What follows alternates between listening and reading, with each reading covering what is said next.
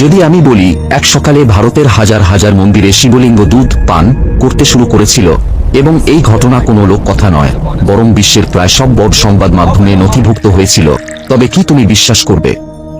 এটি কোনো কল্পকাহিনী নয়, এটি 21শে সেপ্টেম্বর 1995 এর সকালবেলার বাস্তব ঘটনা।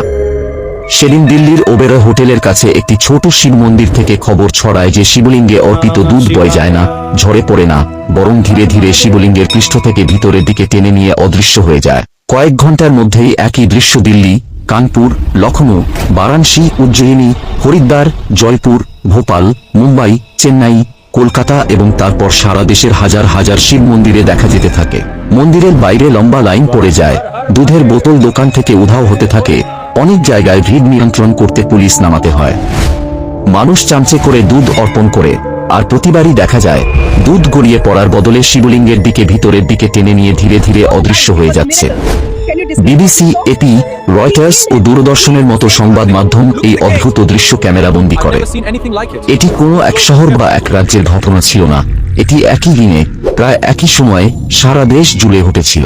বিজ্ঞানীরা এটিকে ক্যাপিলারি অ্যাকশন বলে ব্যাখ্যা করার চেষ্টা করেন, অর্থাৎ তরল পদার্থের সরু পৃষ্ঠ দিয়ে উপরের দিকে উঠে যাওয়া। কিন্তু সবচেয়ে বড় প্রশ্ন ছিল, অনেক শিবলিঙ্গের পৃষ্ঠ এমন ছিল যেখানে এই তত্ত্ব কাজ করার কথা নয়, তবুও দুধ বয়ে যায়নি, বরং ভিতরের দিকে টেনে নেওয়া হয়েছে। এই কারণেই ঘটনাটি আজও পুরোপুরি ব্যাখ্যা করা যায়নি। শাস্ত্র মতে শিবলিঙ্গ কেবল একটি পাথরের বস্তু নয়। লিঙ্গ পুরাণ, স্কন্দ পুরাণ ও শিব পুরাণে শিবলিঙ্গকে স্বয়ম্ভু জ্যোতিতত্ত্ব বলা হয়েছে, এমন এক চেতন শক্তি যা মন্ত্র, শ্রদ্ধা ও শক্তির কম্পনে সাড়া দেয়। রুদ্রাভিষেক, জলাভিষেক ও মহামৃত্যুঞ্জয় মন্ত্রের মূল ভাবনাও এটি, মন্ত্রের ধ্বনিতরঙ্গ ও ভক্তের শ্রদ্ধা শিবতত্ত্বের সঙ্গে সংযোগ স্থাপন করে। বহু আচার্য 1995 সালের এই ঘটনাকে সমষ্টিগত শ্রদ্ধা, কম্পনের প্রতিক্রিয়া বলে ব্যাখ্যা করেছেন, যেন কোটি কোটি মানুষের বিশ্বাসের শক্তি একসঙ্গে শিবতত্ত্বকে সাড়া দিতে বাধ্য করেছিল। এখন প্রশ্নটা শুধু এটুকুই নয়, দুধ কিভাবে অদৃশ্য হয়ে গেল।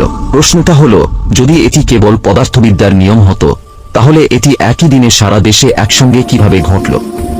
আর যদি এটি শ্রদ্ধার কোনো ইঙ্গিত হয়, তবে কি এমন ঘটনা আবার কখনো ঘটতে পারে? যদি এই রহস্য তোমাকে ভাবতে বাধ্য করে, তবে ভিডিওটি লাইক করো, চ্যানেলটি সাবস্ক্রাইব করো এবং কমেন্টে শিব লিখে দাও, কারণ সামনে আসছে আরো ভয়ঙ্কর ও বিস্ময়কর রহস্য।